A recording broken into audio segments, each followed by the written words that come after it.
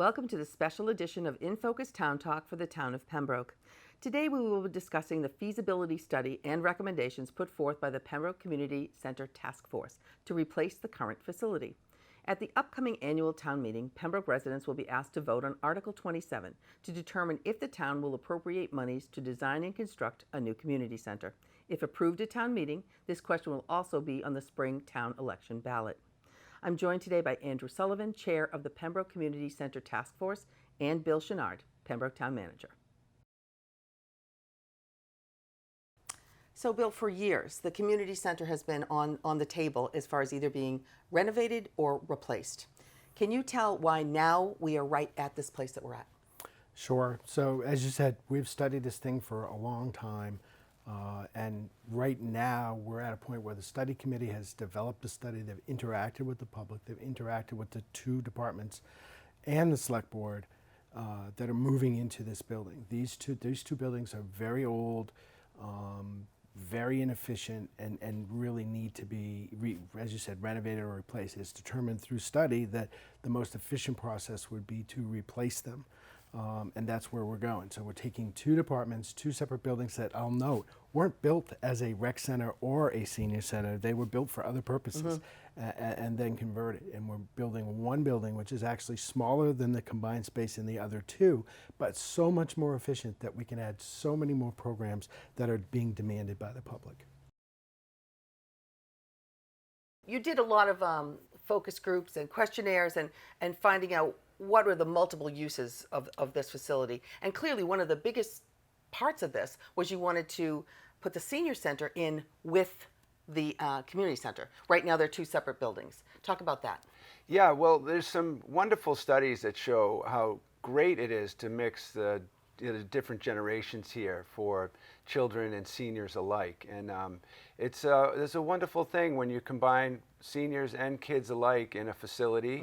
You know, the programming functions are a challenge, but you know, you can carve out times for both groups and accommodate everybody with multi-purpose rooms and what have you. Now let's talk about the uses of the community center. Obviously it would be seniors, it would be the rec center. There's tons of program rooms built in, and people can go to the website and see all kinds of information that's put together in a package that the architect put together for us. That shows schematics, it shows program usage, it shows pictures, it shows other senior centers and what community centers and what they do. What is the percentage of people? Because this is one of the big objections is, well, we don't have enough people wouldn't use it. What do you say to that? Well, I think this new facility would be used by everyone. There's something in it for everyone. The existing facility is in such bad shape. It's really not inviting. I mean, you know, you would say, why would I ever go there? But that, you know, the facility as it stands today, it's not really encouraging, you know. I mean, so the new facility at 33,000 square feet, it has a double basketball court. There's so many different multi-purpose programmable rooms here that accommodate everyone, you know, continuing education programs, you know, for rentals, for birthday parties and what have you. I mean, you know, we've been touring area rec centers and COAs around neighboring towns, Duxbury in particular. I mean, they're doing a fantastic job. A lot of these towns are updating their facilities, and we've learned a lot from those. And there's something in it for everyone. You know, the trends of the day are that seniors are most active in the morning to early afternoon hours. And then, you know, the kids get out of school and it's a bit of a transition. So, you know, there'll be some work in the programming of the facility, but really it's going to be an all-purpose facility for everyone. And I've said this before, I focus a lot on the outside part of it too. You know, our town green is in pretty bad shape. And, you know, to think of a beautiful lawned area that really makes our town a more walkable town to enjoy the outside and inside. It's an open building to all people, you know, to go down with a cup of coffee and sit outside on a bench in beautiful lawns. It's going to be irrigated. You know, the Pembroke Arts Festival, the Christmas tree lighting, those type of functions are going to be in an amazing facility, amazing grounds over, you know, look at what we have today. Right. The existing Pembroke Rec building is in a dilapidated state. And you know, this is where our children are hanging around. And the new facility, it really would be a welcoming place to all. And from the youngest resident to the oldest, there's something in it for everyone. We really need it. It would be the catalyst for, you know, for business opportunities in town too. Businesses would see this, that, you know, this is an up and coming area. You know, we are long overdue. We've been working at this for 3 years. Yeah. We have met with everyone. We've had town forums. We have met with all the different committees.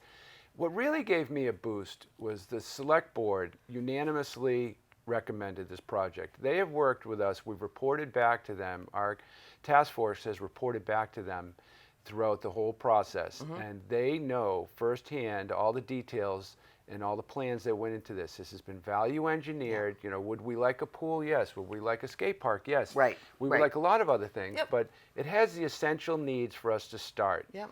And We'll take it from the there. select board and advisory are behind this 100%.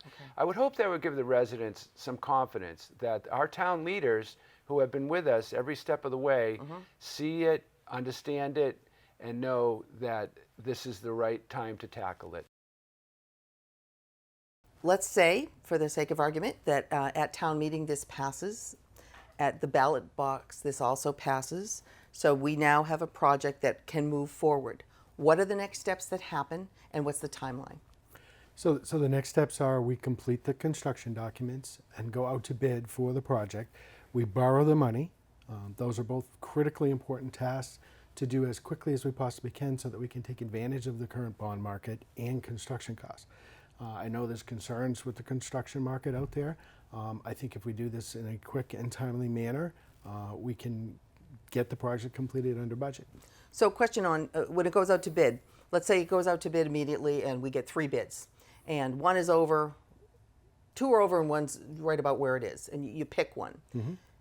Do you have to wait till you actually have signed a document and picked that bid before you can get your funding or you borrow the money? No, in fact, as soon as we have everything in a good, solid final estimate, we'll go out and borrow the money so that we can take advantage of the bond market. The bond market's been incredibly positive for borrowing for communities, not so much for the investor side of the thing, but the rates are very low. The rates are sub 2. I took a look even this morning. We did several studies back in March and April. This morning the rates are still consistent below the 2%. Our estimates are for this are based on 2%, which we believe is still conservative. Okay.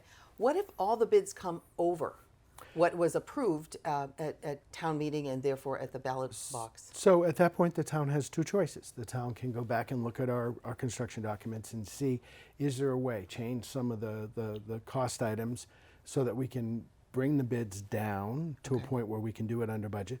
Or one of the safeguards for residents is we can't, if we're going to stay with that plan, we can't move forward with the project without going back to town meeting and asking them to reauthorize the project at the cost of that time where the bids are. Okay. So that's a safeguard for residents. I think that's important that people know that. And that would be at the next town meeting that we would. have, which would be in the fall. It would either be the fall or the spring, depending upon the timing and where that fell. And there's no guarantee that the bond rates or the borrowing would be as friendly at that point. There's no guarantee, but if we're close enough, we'll make sure we borrow the money and get it in place so that, I mean, it's based on confidence level. If Okay. you're really, really close, this building's going to move forward. Okay. If we're way off, then we would likely hold off. Can we just talk about the fire and the police stations have been looked at for a number of years. They're old. They either have to be renovated or replaced. Mm-hmm. And there's a lot of talk of residents that that's more important. Can you talk about why this is happening now and that would have to happen down the road? So I think why this is happening now is because this project is slightly ahead of that project from a study point with the committee. I know there have been several studies on the police and fire. Yep. We want to finalize that, and we're not going to leave that off the table. We're going to focus on that too. I think there's a good opportunity as we look at our debt curves to fit that in and not be a huge additional cost to taxpayers. So I think that's important. I've said all along, we need to make sure that we're looking at all of those projects. Mm-hmm. And I think one thing we can do with police and fire is do a combined public safety building. Many of our neighbors and several communities throughout the Commonwealth have done that. And there's a cost saving. And the reason there's a cost saving is you can share certain things. In Pembroke, your water line, your septic or sewer, however you connect that, some of your common space areas, just like we're doing with the community center. We're combining the senior center and the recreation center into one building because there's so much commonality that they can share space, Right. which reduces your overall cost for the building. The programming in the community center is going to be, it's so important to add all that stuff. And we're able to do that in actually less space than we occupy today because it's more efficient space. Bill, another use of this building has been identified as for Pembroke emergency management. Can you talk about that? Sure, it's actually a huge. I mean, people aren't talking about it. It's surprising that people aren't. But we currently use our library as our emergency shelter. That's great. The library is a relatively modern building, and it has some space for that. The library lacks kitchen space. It lacks big open space like the gymnasium and the community room that are going to be in the community center. You could set up so many more cots in that gymnasium. You could actually feed people through the kitchen space to do that. None of that's available today. It has the generation capacity that will be able to support that. It's huge, and it's something we're not even talking about. Residents clearly want to know, what's this going to cost me? On my taxes, what it's going to cost me? And what is this going to cost the town to keep this building going? Can you address both of those? Sure. So what it's going to cost the residents, we have a terrific chart on the town's website. The average is $423,000. That's the average assessment. $423,000. That's the average assessment. That would transact to $133.25 in an annual cost. So if you pay on your mortgage monthly, you can divide that by 12, calculate what it is. Or if you pay quarterly, divide it by 4, and you can calculate what it is. For the average taxpayer, that's really a modest increase. And the services that you're going to get from that increase are huge. There's no membership fees or anything else associated with that. Moving to the cost for operating the building, we actually engaged Ballard King and Associates to tell us what that cost would be. It ranges from about $95,000 a year to about $108,000 over the first 5 years. I'll note that those, both the revenue piece that's in that estimate and the costing piece, I consider very conservative. We took a look at those costs. Things like electricity costs and heating costs are relatively conservative. I mean, we know what we pay today, so we know the kilowatt cost of that. So their estimates are on the cost side are high. Septic pumping, same deal. We know what we pay today, so their estimates are conservative. The revenue is conservative. We can do so much more with the revenue stream. We believe we can, but we want to ramp up to that. Add the programs we know are coming, ramp up, and then eventually get to where we want to be through that ramp-up period. What about the other things that we already have on the books that we're paying for? When are things going to come off the books to offset this? So what we're looking at is we have several school projects and roofing projects that are debt exclusions. And if we look at our debt curve is here now. Over the next 5 years, we're going to start to see that debt curve come down here. We're going to drop almost $1 million off of that debt curve, which is why we can fit in the police and fire as that starts to fall off. Okay. And if you look at that gap, you just put the police and fire in there, and it isn't a huge increase to taxpayers. Okay. So we can do it if we plan it correctly, and Okay. I think that's important. We've got solid management. I think we can move forward with those programs. One of the most important things about any project like this, any capital project like this, is convincing people that it's worth it to do it now. There's many people in Pembroke that say we can wait. We could wait another couple of years. We don't have to do this now.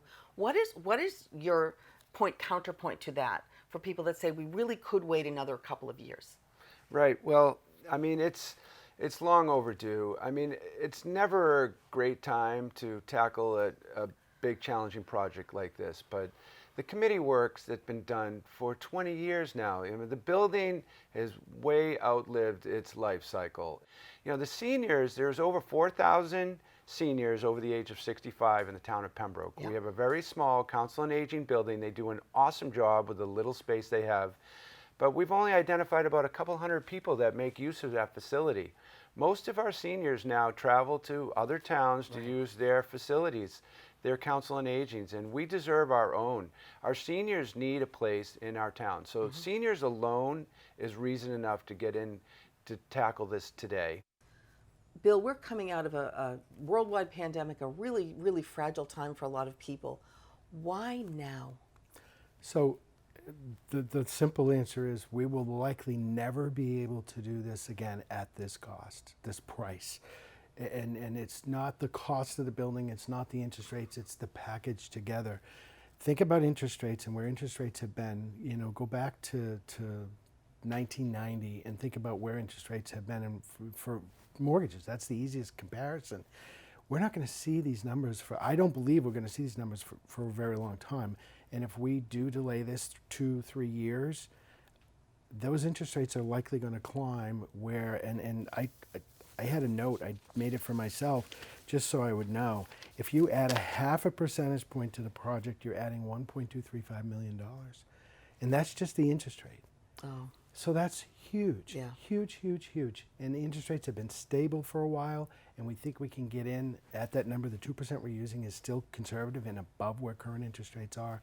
So very important consideration. I know people are struggling, but the fact of the matter is that these buildings are struggling too, and the town can add programming at probably the lowest cost. We'll be able to do it for many, many, many years. I'd like to thank both Andrew and Bill for joining me today to share information about this project and its financial implications to allow residents to make an informed decision moving forward. If you'd like further information, please visit the Friends of the Pembroke Community Center Task Force on Facebook or the Pembroke Community Task Force Committee page on the town website. On the town website, you can also view the feasibility study and the tax projections for residents should this project move forward. Make sure your voice is heard by participating in town meeting on Tuesday, June 22nd, and town elections on Saturday, June 26th. Thank you for joining us for this special edition of Town Talk.